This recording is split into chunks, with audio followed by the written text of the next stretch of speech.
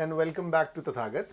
हमारा आज का सेशन बहुत ही एक फंडामेंटल क्वेश्चन को लेकर के है। कैट नवंबर 2022 में होने वाला है, 6 महीने रह गए हैं and I see many kids these days who are in a dilemma as to whether to go for CAT 22 or 23. Simple question being कि CAT 22 के लिए उनके पास enough time है या नहीं है। उसी क्वेश्चन को एड्रेस करने के लिए मैंने सोचा कुछ पॉइंटर्स आपके साथ शेयर कर लूँ जिससे आपको डिसीजन लेने में आसानी हो। So without any further ado, let's begin as to who should appear for CAT 22. Okay, the first thing you need to do if you haven't already done it is to write at least 2-3 years CAT papers, original CAT papers, with the time strictness or time discipline that they have provided in terms of actual exam, which means आप पिछले 2-3 सालों का paper लिखो। जिस अवधि का वो paper था, लेट्स से 2 घंटे का था या 3 घंटे का था, वो टाइमर सेट करके अपने पास सेक्शनल टाइमर्स को भी लगाकर आप ये पेपर लिखो। अपने स्कोर की एनालिसिस करो। अगर आपका स्कोर कंसिस्टेंटली पिछले 2-3 या 4 साल ले लो आप के पेपर्स में 85 परसेंटाइल से ऊपर आ रहा है, तो trust me there is sufficient time for you to make this leap of 10 additional percentile. आप 6 महीने में थोड़ा सा स्ट्रीमलाइंड कोचिंग लेकर अपना स्कोर 95 के आसपास ला सकते हो। अगर आप विदाउट चीटिंग कोई एडिशनल हेल्प लिए बिना या फिर जो स्ट्रिक्टनेस एक एक्चुअल एग्जाम में होती है उसको मेंटेन करते हुए टेस्ट लिख रहे हो और आपका स्कोर 85 परसेंटाइल से ऊपर आ रहा है, go for it. CAT 22 is definitely a very, very doable task for you. Next, if you are a retaker. Now, by retaker, I strictly mean somebody who had prepared really well the past year, but for some reasons, किसी कारण से आप अपने desired percentile को reach नहीं कर पाए। हो सकता है एक आध टेस्ट टेकिंग स्ट्रैटेजी में कोई प्रॉब्लम हो गई हो, या फिर ऐसा भी हो सकता है एक आध टॉपिक्स में आपने बहुत ज़्यादा मेहनत नहीं की हो और उसके क्वेश्चंस थोड़े से ज़्यादा आ गए हो। आप लोगों के लिए भी CAT 22 एक बहुत ही अचीवेबल टारगेट है। आपको कुछ ही चीज़ों को आयन आउट करने की ज़रूरत है। पिछले साल के अपने परफॉर्मेंस को एनालाइज करो बैठकर, और जिन एरियाज़ में स्ट्रेंथनिंग की ज़रूरत है, जिन एरियाज़ में थोड़ा सा ब्रशअप करने की ज़रूरत है, उनको ब्रशअप करो, मॉक्स लिखो और 22 ही लिखो। आपको बिल्कुल ज़रूरत नहीं है वेट करने की, बहुत ज़्यादा काम आपको नहीं करना है। आप 90% वर्क ऑलरेडी कर चुके हो। 10% एडिशनल के लिए, जिसमें मैक्सिमम जो मैंने अपने अनुभव से देखा है लोगों की टेस्ट टेकिंग स्ट्रैटेजी में प्रॉब्लम होता है, उसके लिए आप प्रोफेशनल से थोड़ा सा हेल्प ले सकते हो। अपने आपके आसपास के इंस्टीट्यूट्स में बैठ सकते हो, किसी से बात कर सकते हो, but make sure you take professional help, not from Google etcetera, because Google आपको पर्सनलाइज्ड आंसर नहीं दे पाएगा। वो एक जेनरिक आंसर होगा और आपकी मेहनत के बाद आपको एक पर्सनलाइज्ड आंसर चाहिए। सो ऐसे में प्रोफेशनल हेल्प लेना कहीं बेहतर होता है। So if this is true for you, go for CAT 22 itself. Next, if you are a fresher who has not written CAT erstwhile, अभी आप पार्ट 3 में गए हो और अगले साल आपका एकेडमिक साइकिल कंप्लीट हो जाएगा, तो अगर आपका रीडिंग हैबिट्स अच्छा रहा है, अगेन मैंने सबके लिए बोला, जो शुरू में पॉइंट बोला कि आप जो भी ये वीडियो देख रहे हो पिछले 2-3-4 सालों का पेपर ज़रूर लिखो। उससे आपको एक रियल टाइम असेसमेंट मिल जाएगा कि आप कितने नज़दीक या दूर हो अपने टारगेट से। If you are a fresher with good reading habits and a decent mathematical orientation, you write these papers, you see what are the things that you need to work extra hard on, and considering the fact कि अगले साल आपका graduation complete होगा और आपका post graduation PG course जो MBA का है वो भी आपका अगले साल जून में ही स्टार्ट होगा, इस साल का CAT आपके लिए एक बढ़िया अटेम्प्ट हो सकता है। पास ईयर पेपर्स को देखो किन एरियाज में क्वेश्चन ज्यादा आए हैं, उन पे थोड़ा वर्क करो। 3-4 महीने सफिशिएंट होंगे उन पे काम करने के लिए। रीडिंग हैबिट्स आपकी अच्छी हैं ही। वर्बल सेक्शन को सबसे ज्यादा अगर कुछ चाहिए तो गुड रीडिंग हैबिट्स चाहिए, and go for CAT 22.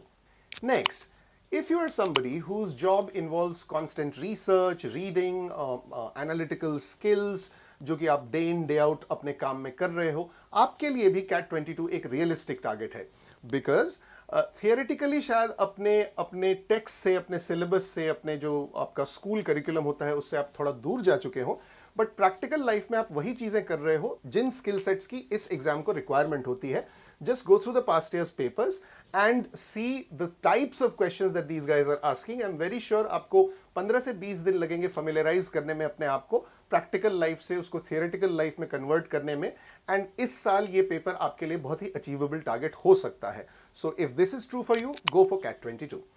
Next, if you have any queries as to आपका प्रेपरेशन, मान लो थोड़ा सा पहले से चल रहा है बट फिर भी आपको लग रहा है कि थोड़ी सी कमी है और 6 महीने शायद पूरे ना पड़े, please please please go and seek professional help. आप के लिए इंस्टीट्यूट्स अवेलेबल हैं दिल्ली में या जिस भी शहर में आप रहते हो.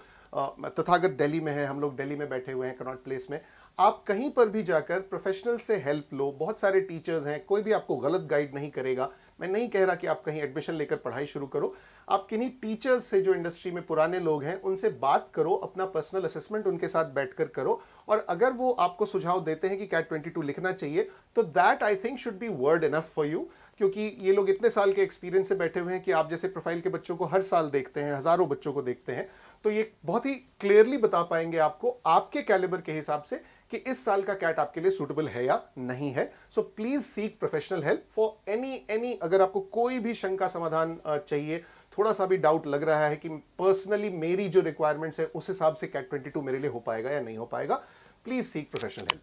And lastly, as I say और एज आई मेंशन रादर, और किसी भी कारण से आपको कैट 22 के लिए कंपल्स्ड फील नहीं करना चाहिए. ये आपका आखिरी प्रोफेशनल डिग्री है, at least most of the students के लिए, और आपके प्रोफेशनल लाइफ में ये सबसे ज़्यादा लास्ट करेगा. आप कहाँ से एमबीए करके आए हो, कहाँ के आलम हो, तो इसके लिए कोई और फैक्टर अगर आपको पुश कर रहा है कि मेरे दोस्त मुझसे आगे बढ़ गए हैं या मेरे बॉयफ्रेंड या गर्लफ्रेंड की शादी होने वाली है, इस वजह से मुझे इसी साल एमबीए करना है, ये बहुत वाइज तरीका नहीं है डिसाइड करने का. अच्छा खासा पैसा लगता है, 30 लाख रुपए लगते हैं, 2 साल लगते हैं हमारे, और जैसा मैंने कहा आखिरी डिग्री है, तो इसको किसी इस तरह के रीज़न से अफेक्ट या इन्फ्लुएंस नहीं होना चाहिए. सो इन रीजंस के अलावा प्लीज़ किसी भी और रीज़न से एमबीए करने की मत सोचिए. Next, who should target CAT 23? Now, as would be quite obvious, पिछला जो भी हमने अभी क्राइटेरिया सेट देखा उसमें से अगर आपको अपने संतुष्टि के हिसाब से आंसर्स नहीं मिलते तो you should definitely go for CAT 23. That is quite obvious. But 18 months का एक प्रोसेस होगा जिसमें कि आपको लगातार जुड़े रहना पड़ेगा. इस एग्जाम में इंटेलिजेंस से ज़्यादा फेमिलियरिटी की ज़रूरत होती है. एक बार आप पेपर से फेमिलियराइज हो जाते हैं तो आपका डर हट जाता है तो कॉन्फिडेंस आ जाता है. आप कूल हेडेड तरीके से अपना ब्रेन सेल्स को अप्लाई कर सकते हो, और यही इस एग्जामिनेशन की दरकार है.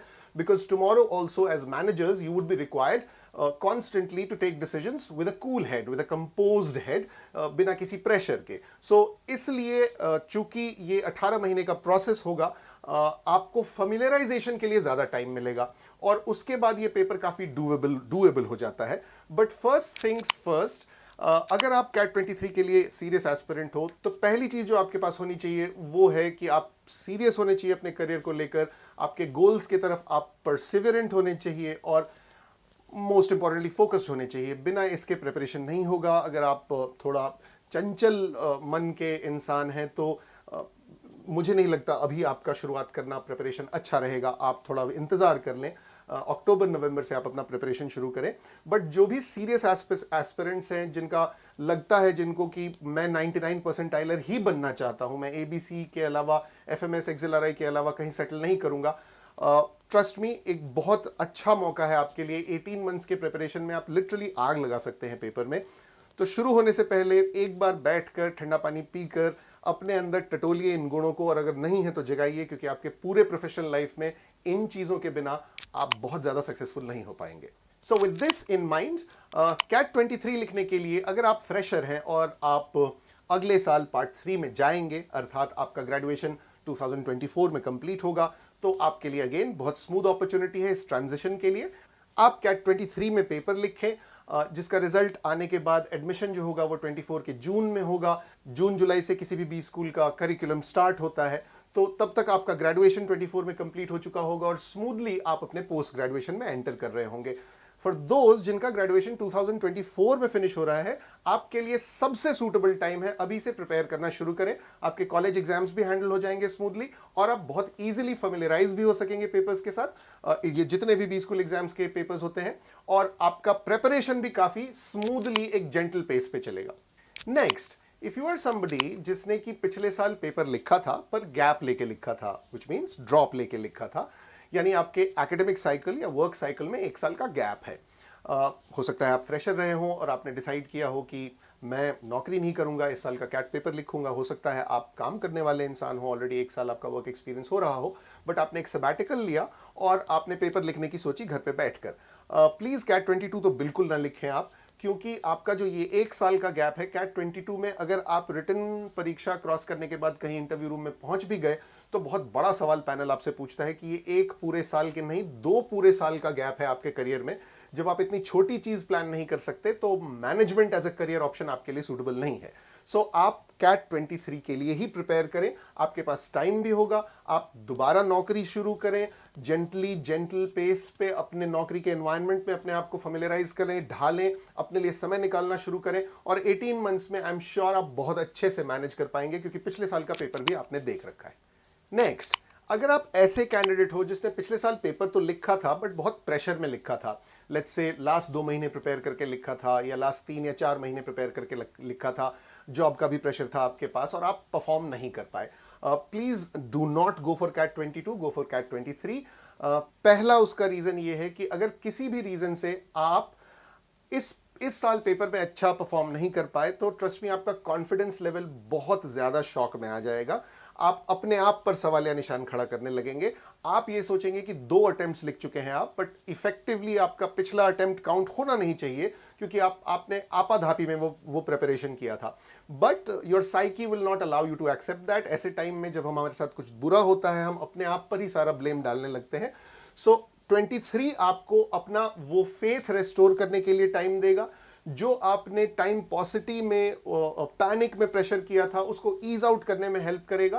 प्लस आप चीज़ों को बेहतर समझ पाएंगे। आप ऐसे सोचिए, उतने दबाव में आपने थोड़ा बहुत अगर समझ लिया, उन्हीं चीज़ों को रिलैक्स्ड पेस पर समझेंगे आप तो बहुत बेहतर परफॉर्म कर पाएंगे। तो अगर आप इस क्राइटेरियन से अलाइंड पाते हैं अपने आप को तो प्लीज़ कैट 23 लिखें।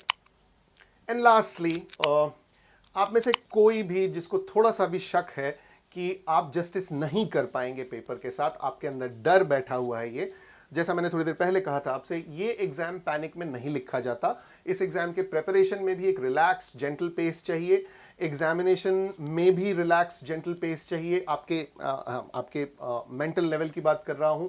जब आप मॉक्स लिखते हैं तब भी आपको काफी कूल हेडेड होना पड़ता है। तो अगर किसी भी कारण से आप डरे हुए हैं तो प्लीज आप इस डर का कारण यह है कि आपका फेमिलियराइजेशन लेवल लो है इस पेपर से, दैट्स इट।